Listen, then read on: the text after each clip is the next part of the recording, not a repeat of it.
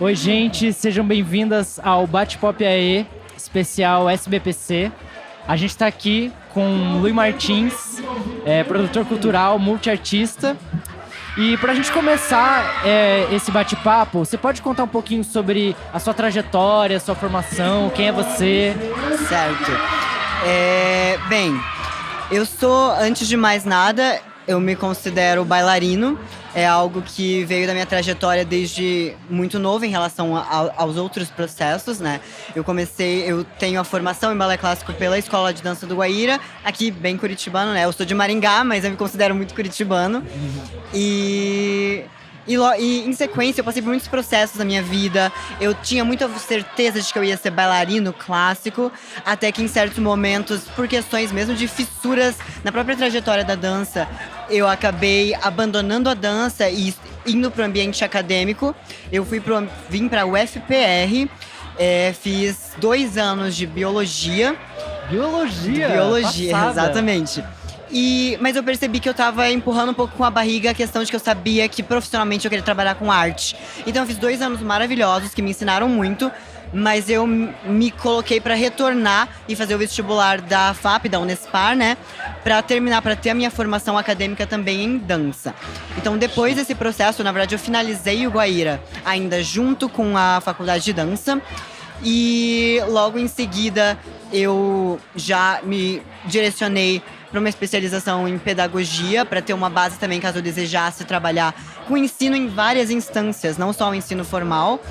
E, por fim, atualmente eu posso dizer que eu estou no mestrado em educação, mas é na linha Licores, né? Linguagem, Corpo e Estética na Educação. Então eu falo especificamente sobre corpo, sobre dança na educação e enquanto educação. Corpo e dança enquanto educação mais do que qualquer coisa. Legal. Arrasou. E pensando na sua atuação profissional e pessoal, conta pra gente de que forma se dá a convergência entre a arte, a educação e como isso é ciência também, né? Sim. A gente fala uma ciência feita com o corpo. Como é que é isso pra você? Acho que são 3 pilares que foram bem importantes na minha vida. E posso dizer que agora ainda mais dentro do mestrado em educação, mas a partir da arte, né? Então, para falar um pouco sobre isso, eu vou falar especificamente sobre 2 processos artístico-acadêmicos. Um que foi meu processo de TCC, que influenciou muitas outras produções minhas, e um que é agora o meu processo de pesquisa para escrever a dissertação no mestrado. Primeiro, eu estudei muito na faculdade esse lugar da construção de um corpo quimérico. Eu estudava dentro da faculdade, então, com procedimentos, com métodos que eram específicos, mas também tinham certas aberturas. Mas eu precisava de um lugar em que eu pudesse me sentir acolhido o suficiente para falar de um corpo que se entendia um pouco monstruoso diante da sociedade. Então, e isso para mim já é um lugar de estudo estético, artístico, um lugar também de poder educar, né, esse público que vai entrar em contato com a pesquisa. E mesmo educar tanto esse público quanto o educador, né? Isso que eu ia falar, exato. Educar não só esse público, mas dentro do ambiente acadêmico, isso já era uma fissura. Eu tive muita sorte de ter ainda uma pessoa que era uma pessoa não binária, inclusive, que era minha orientadora, que era a Princesa Ricardo Marinelli. Ai, amo. Maravilhosa. E então foi um lugar em que eu tive esse contato e a gente muitas vezes teve que, sim, lutar para se colocar também naquela instituição enquanto pessoas estavam produzindo uma arte que tinha validade enquanto ciência, enquanto arte, enquanto educação, enquanto política também. Então, isso naquele momento foi muito importante e agora eu considero ainda mais, porque eu estou nesse mestrado em educação e eu falo sobre a comunidade Ballroom, que é uma comunidade da qual nós fazemos parte, basicamente minha vida, né? Somos primes. Nós somos primas da comunidade Ballroom, Casa das Feiticeiras, Casa Índigo, né, aqui do sul do país. E o lugar que eu trago o olhar nessa pesquisa é justamente de entender esse lugar, essa comunidade, enquanto um espaço inegavelmente educacional. É um espaço de educação de corpos dissidentes, por corpos dissidentes e para corpos dissidentes. E agora, tentando fazer esse lugar de... eu trabalho no mestrado, então também ainda mais acadêmico, ainda mais rígido em termos de algumas formalidades, mas como como é importante também, porque é uma validação de outro escopo, um escopo científico. Então, como aliar, mas sem enrijecer.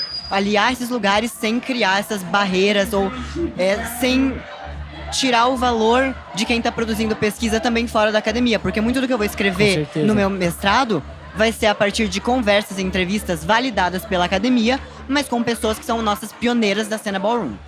Então, até entrando nesse tema da ballroom, como foi pra você ser a primeira pessoa transmasculina caminhando assim na cena aqui no Paraná, né? Sim. Nossa, foi um momento... Eu tava lá, foi lindo. Foi um momento bem marcante. Eu tava estudando já o voguing, estudando também os elementos, como se constrói a cultura ballroom, já fazia alguns meses, mas eu demorei um tanto, eu não quis me arriscar, eu demorei pra entrar numa ball e realmente caminhar. E por vários motivos, e talvez um desses também seja, eu ainda não via pessoas transmasculinas caminhando, então existia esse receio de, será que eu vou ter um dia a energia que a gente chama, né? Será que um dia o Kant, essa energia que as pessoas que não são transmasculinas, travestis, nas gay cis também, né, as butt queens, né? Será que um dia esse corpo vai ter essa energia? Eu tinha essa dúvida. Mas eu tive muito apoio, eu senti que as pessoas realmente desejavam que alguém desse esse primeiro passo. E foi um momento que eu nem percebi, eu não tinha certeza se eu ia ser a primeira pessoa a caminhar. Eu via que não tinha muitas pessoas, mas naquela ball, putz, eu era uma das pessoas que estava lá na ball, tinha estudado, era o momento de caminhar na categoria de baby, né, porque eu era baby.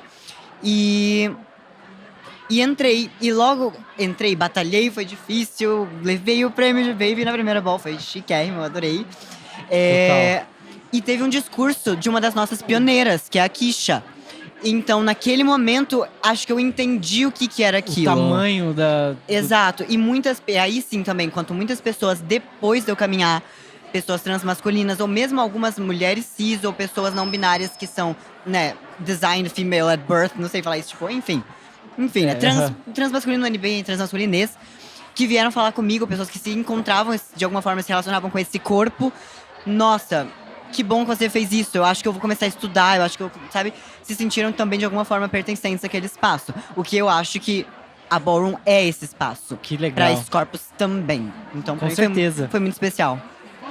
E aí, pensando nessa conversa, assim, eu queria te perguntar pra você indicar algum artista, algum livro, alguma série, algo que te inspira pro nosso público aqui do Bate-Pop.